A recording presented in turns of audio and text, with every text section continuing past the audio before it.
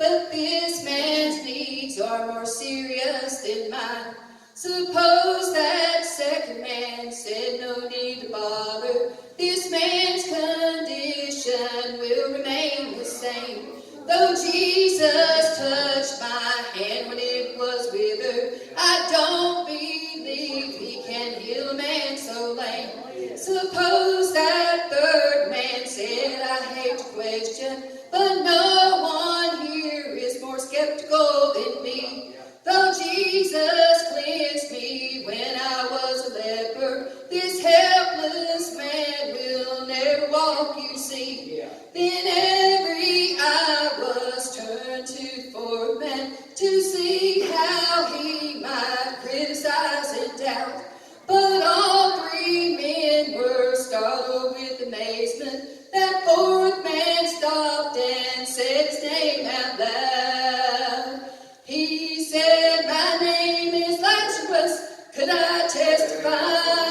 My name is Lazarus, it's good to be alive. When I in chains of death was bound, that man named Jesus, he called me out. If you think your little problem is too big for him to solve, take it from the one who's heard the mighty voice of God.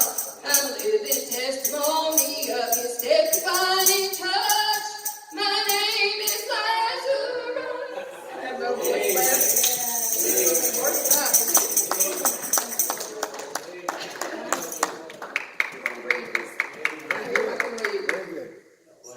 Peyton's been sick all week and I've been around her, so I can't call what she had. And I'm taking spells of laryngitis, so please pray for me. One day, 4 men, they brought a crippled man to Jesus. And still and lifeless, he laid upon his bed. And he had not moved since he was just a baby. But still he longed to become a normal man. Now, we don't know much about the men that carried the corners of his tattered bed that day. But if we may create an illustration, we'll see what these men might have had to say. Suppose that first man said, I hate to doubt it, for Jesus touched my eyes when I was blind. He made me see, and there's no doubt about it. But this man's needs are more serious than mine.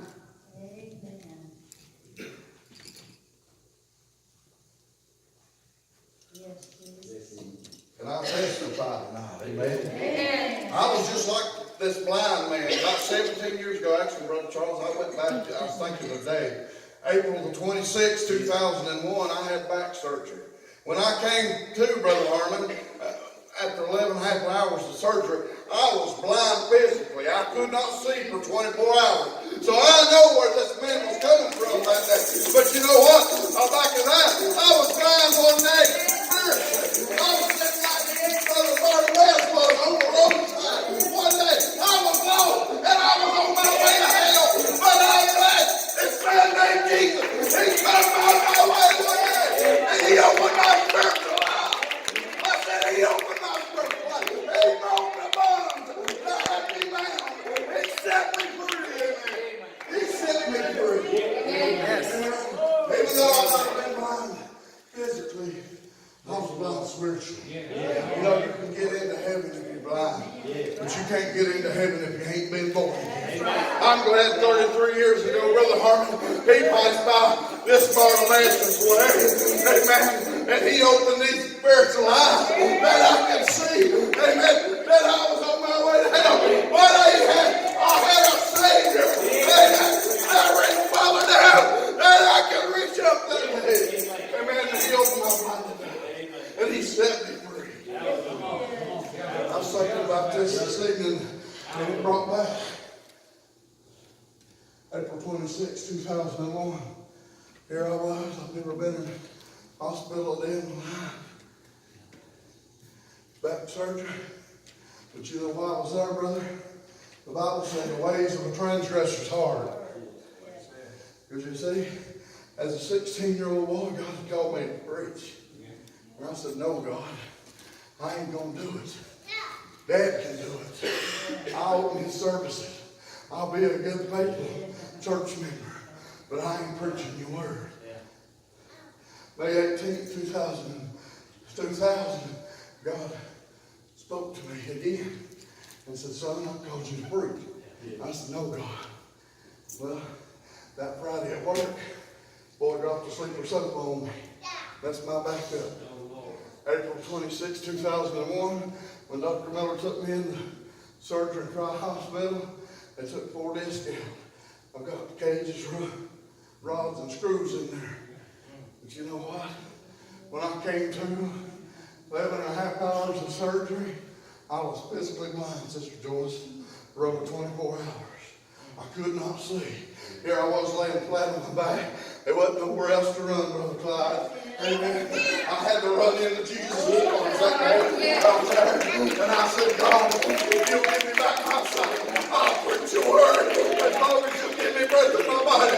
Amen. God will get you where he needs you to be. Amen. He'll take out all the excuses. Amen. I didn't have no more excuses. I couldn't bargain with him. There ain't no bargaining with God. But you know what?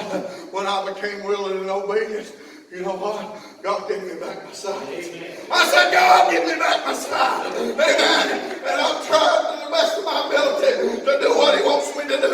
Amen. Oh, God, I thank you that I was blind one day. But honey, I can testify tonight. But you know, of the saving Jesus. Yes. Amen. He's still on the throne.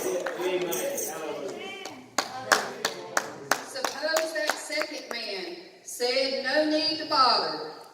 This man's condition will remain the same. Though Jesus touched my hand when it was withered, I don't believe that he can heal a man so lame.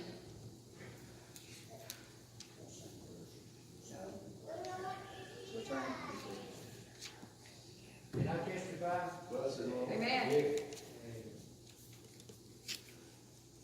I was that man with the withered hand. You see a crowd of people in the 12th chapter of Matthew and down verse 10 to about 13 was condemning Jesus for doing things on the Sabbath, finding some fault that they might accuse him. And I, the man with the withered hand, stood in that crowd. I stood in that crowd with a withered hand that I could not use. And the Jews began to ask him, you shouldn't heal on the Sabbath day. And Jesus looked at the Jews and told them, if any man among you, any of you men that's going to accuse me for healing this withered man's hand, had a sheep, and one of those sheep went in the ditch, would you not on the Sabbath day? Jesus told those Jews while I stood in that crowd with the withered hand. Jesus told them, people said, how many among you? Get to where they live. Get to where they were at. How many men among you would not leave this 99 and go get that one sheep? One sheep. That one sheep that had fell in the ditch. My. And he said, all right, should not this man be healed on the Sabbath day? Praise God, because Jesus said, I'm also Lord of the Sabbath. Hallelujah. And you know what, church? He reached and told me to stretch forth my hand, and I'm healed, I'm healed, I'm healed in Jesus' name.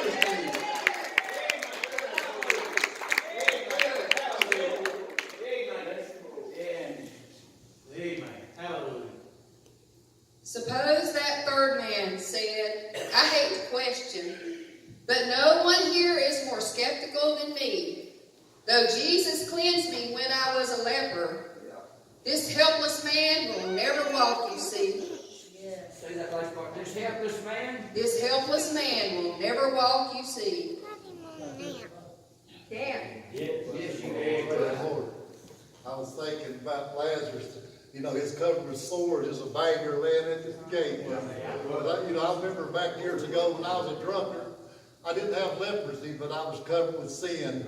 You know, I'd done a good #1 thing for the world, but I was covered in sin. I loved to party. I loved to drink. Yes. Thanks be unto God, you know. But I give it up one night when I come in the back that door back there. And I start walking toward this gate. I walked up here, and the world fell off of me. Praise God. Mary, she prayed. She wiped her Lazarus' feet with her hand. You know, that was kind of a symbolical prayer. The Lord later heard his prayer, her prayer. And she healed Lazarus, raised him from the dead. You know, my mama went back, it's kind of a prayer. When I come back, the prayer, mama's prayer, it was answered. Whenever I come to church, I got saved on last Wednesday night, no year, Brother Roger. Went home, it was after New Year's. And that's Christmas time, and you know, with the meal, they got us a lot of liquor. I had over 2/5 of, I had 2 gallons of wild turkey and a 1/5 of wild turkey. I had a case of beer. But when I went home, I was a changed man. When I went home, I lived a little over home out on Zion Hill. I went out there and I had to do something. I know that couldn't stay in the same room with me no more. So I went to the sink and I opened it up. You know, the beer went out pretty fast. The 5th went out pretty fast. And when I come to that 1/2 gallon, it started slow. You know, that smell started coming back to me. And they come, that's like Lazarus. You know, I'm sure probably the spirit of the devil said, Lazarus, you can't come forward no more. But when I prayed it, my Richard got that Bible, I put it in there in my mouth.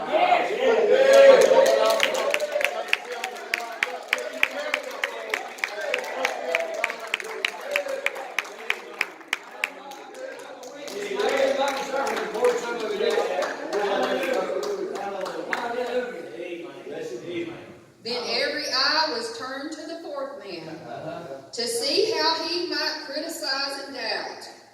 But all 3 men were startled with amazement when that 4th man stopped and he said his name out loud. He said, "My name is Lazarus. Could I testify? My name is Lazarus.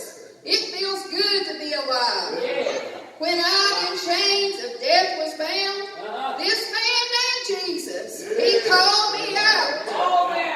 If you think your little problem is too big for him to solve, take it from the one who's heard the mighty voice of God. I'm a living testimony of his death-defying love.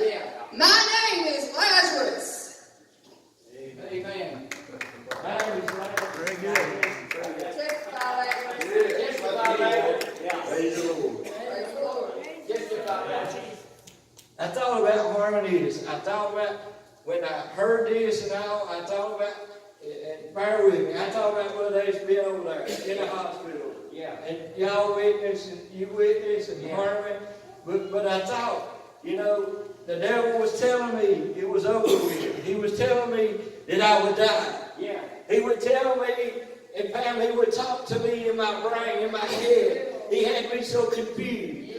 But you know, that I kept on and I hung on and I talked to Pam some about it. Then I talked to a preacher. The preacher asked me to preach. You know, and I said, well, I can't do it no more. I said, I can't do it no more.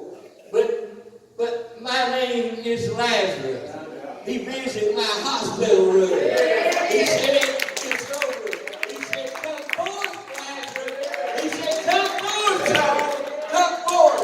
You got to work my God. You still got to work.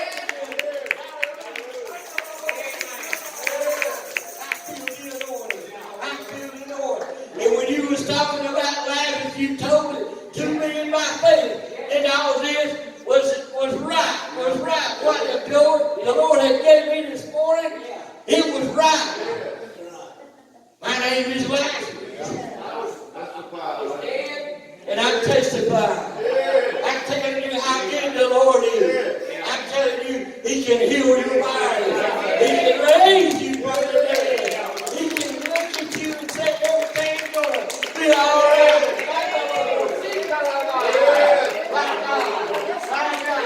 Hallelujah. My name is Lazarus.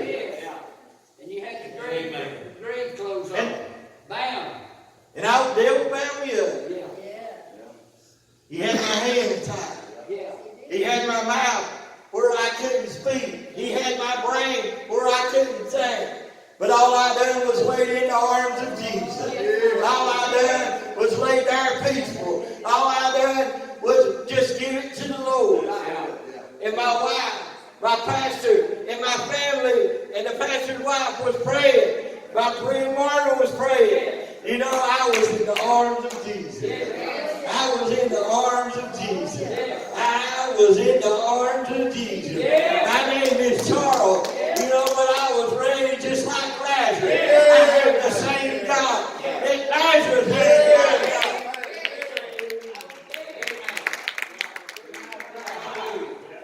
And Joyce, I am reporting for duty again. I am. I'm back in my anointing like I was, man. I am back. I'm like Lazarus. I'm back. I'm back. I'm back, my God.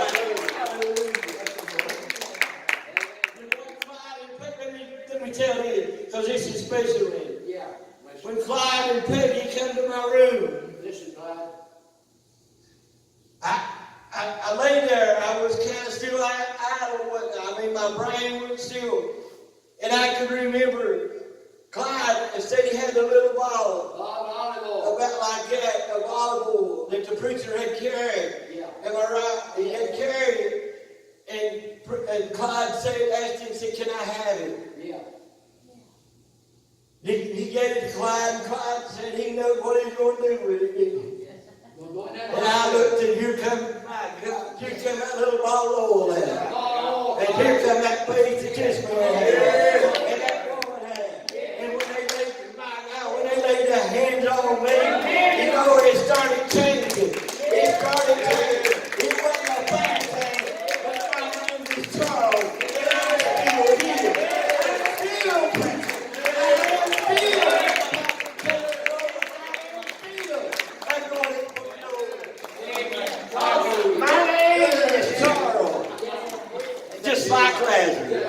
Just like Lazarus. I'm here. I'm still here. And the grave clothes had to come off, Charles. The grave clothes had to shake off. And then when that all came together, George, I thought about Manny. I thought about I had to shake off. I had to shake off these heavy burdens. I had to shake off these chains. I had to shake off the grave cloth because I was alive. It was alive. Alive. It was so alive. My God. Had to come loose. My God. I'm still here. I'm still here. My name is Lazarus. And I thank Pam what he done for me. And there wasn't no hope was in Harmon. There wasn't no hope was in Pam.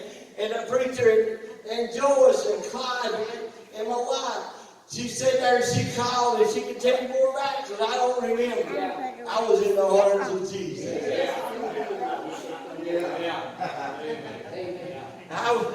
I think about it. When they done the surgery and all, they say it's painful. But you know, it was a month before I come to. It was a little over a month. And my scar was there, Pam, but the pain of moving, it wasn't there. I didn't have to have that heart pill they gave to put on. I could move. You know what I'm talking about. I could move because he spared me of that. Yes. He spared me. Then they took me on over. The devil tried to trick me. They took me over to rehab. You remember? And I stayed about a week and a half, I think. Next thing I know, I was back in the hospital. I was back over there and I could hear, but I couldn't. It said, every time the doctor come in, Margaret, I would listen. I would close my eyes, but I wanted to hear. Because Teresa wouldn't tell me nothing.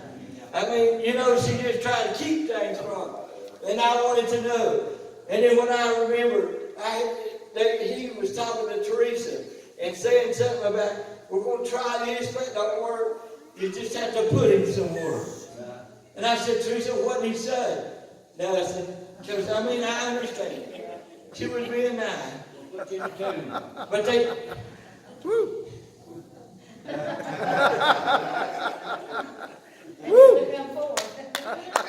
But you know, I made my mind up. She was taking care of you. I made my mind up. Peggy, Clyde, I made my mind up. I made my mind up. It wasn't over with. It went over with. I would not have to go nowhere. I would not have to go nowhere. But back to Jesus. Back to my people. Back to my Lord. Yes! Yes! Woo! Woo!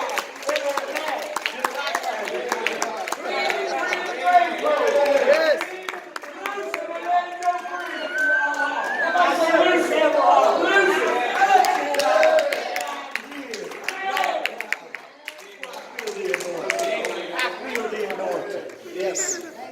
Yes! Yes! I'm here. Again, I'm back. I'm back. That first time we saw you, we didn't think you would. No, there was people actually telling me about it. My brother would come over there and I wouldn't even know he'd been there. And Pam would be there, I wouldn't know. Because the devil thought it had me too far to bring me down. Too far for the Lord to bring me back. But all the Lord had to say was, Charles! Charles!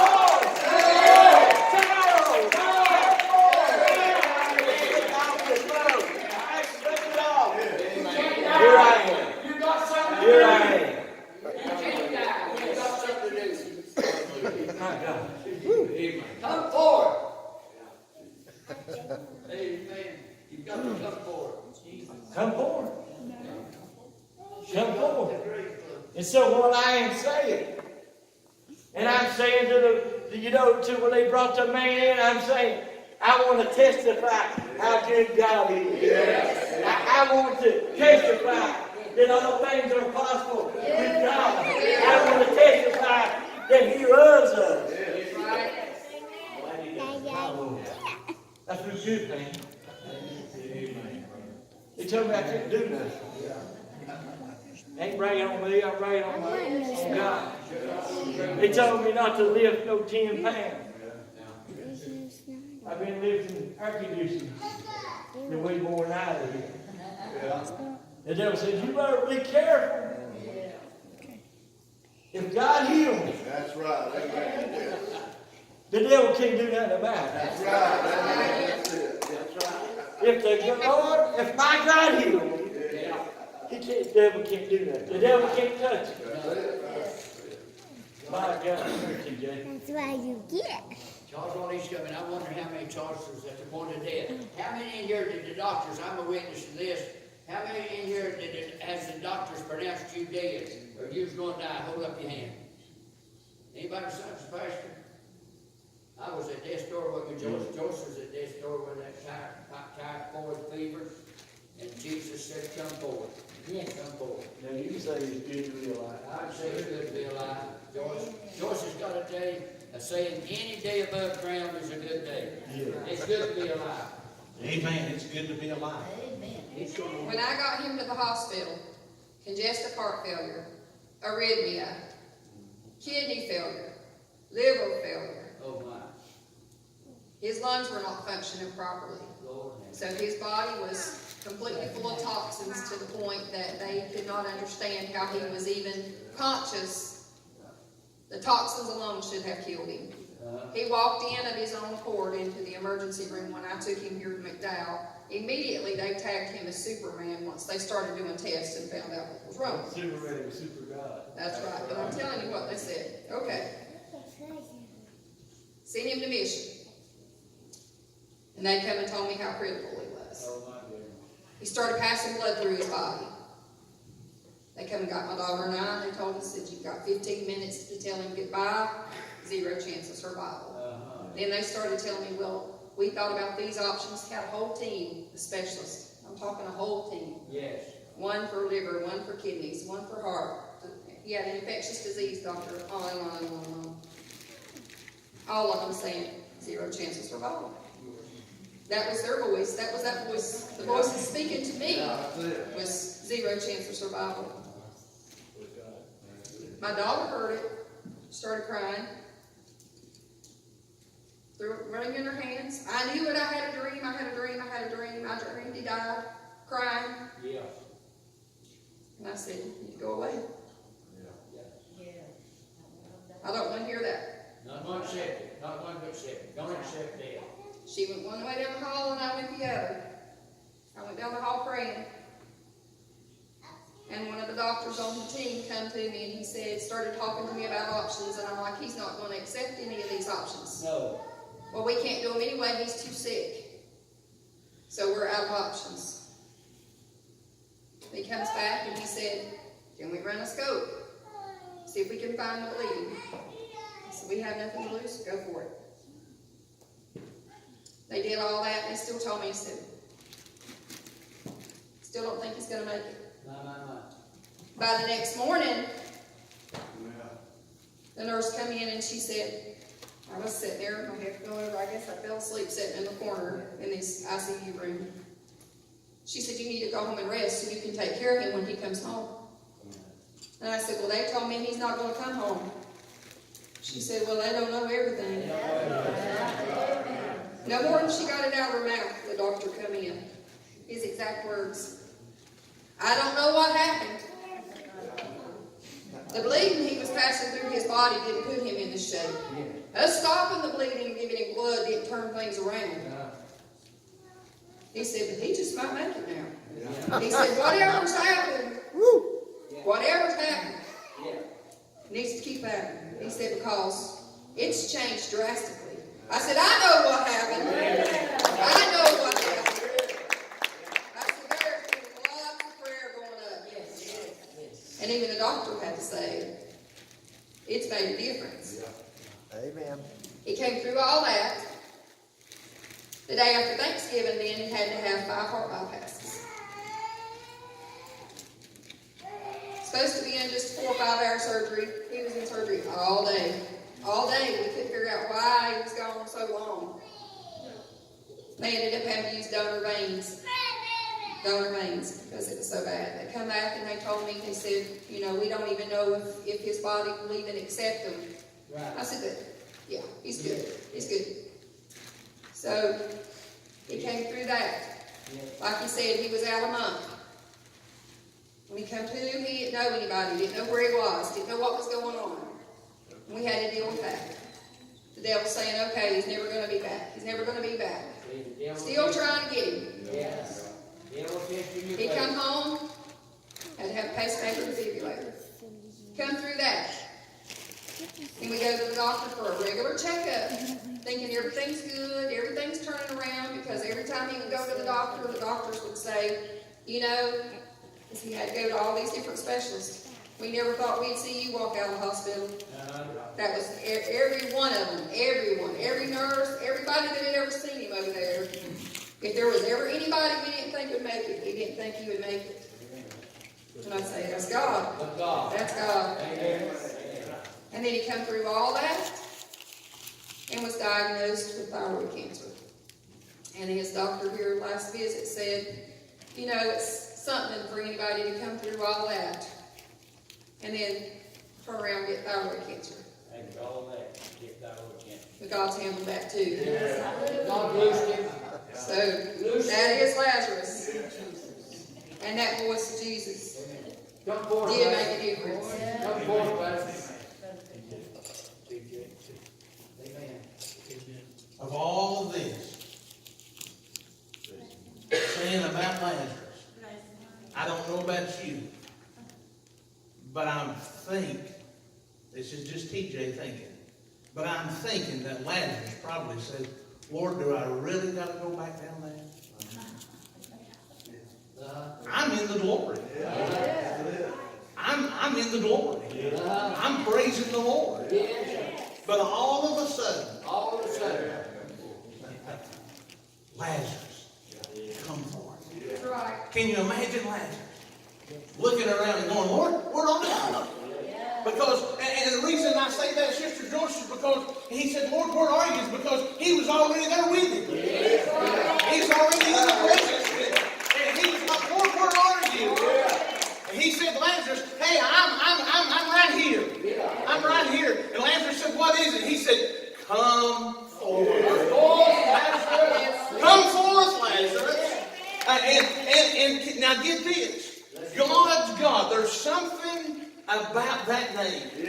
I said this Wednesday, and you wasn't even here. She laid out, no, I'm kidding.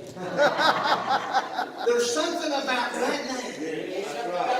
And Jesus spoke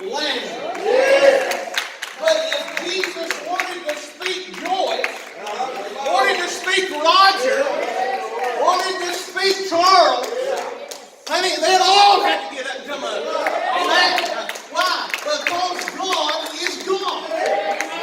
Amen. So all of them had to come out. But he wanted just Lazarus to prove to the people that he was God. And he could come out of the dead. I don't have no experience like these folks have. I was a preacher's kid. I was good. Amen. I was a preacher's kid. I was a good fella. I even went 9 months to church before I was ever born. Mama carried me 9 months before the war's going on. Daddy preached. I was the preacher's kid. I didn't have anything like these guys experienced. I never heard the negative that this sister heard with Charles. But you know what? I still lost in sin. And he still had to bring me out of the right pits of life. And he still had to reach way down. And when he reached way down, I'm glad he put my feet on a solid rock. I'm glad no matter what you're going through today, no matter what you've been through, God's still God. And he still loves you. He still cares for you. Hallelujah. I better sit down and I'll preach. Oh, he called my name. What did he say? He said, TJ, it's about time that you get busy for me. Hey, and guess what? I've been trying to do that all the time. And guess what? It just gets sweeter and sweeter and sweeter and sweeter. Hallelujah! It gets sweeter every day. Wow! Because God's God. Amen. God is God. I'm glad He's still on the throne. Amen. Hallelujah. Come forth. Come forth. I had to come forth. Amen. I could have went back and sat down. But that Holy Ghost started moving and said, you better go, brother. You better go. Sister Joyce, you know what he said? I need you. I sort of like Moses. You need me. I don't know about that. But you know what? God's never failed me. Hallelujah. So I guess what? I come out of that. I went down. I'm like Brother Herman. I came down. And my God, I got on the old-fashioned altar. And God said, just what? He said, just lay there.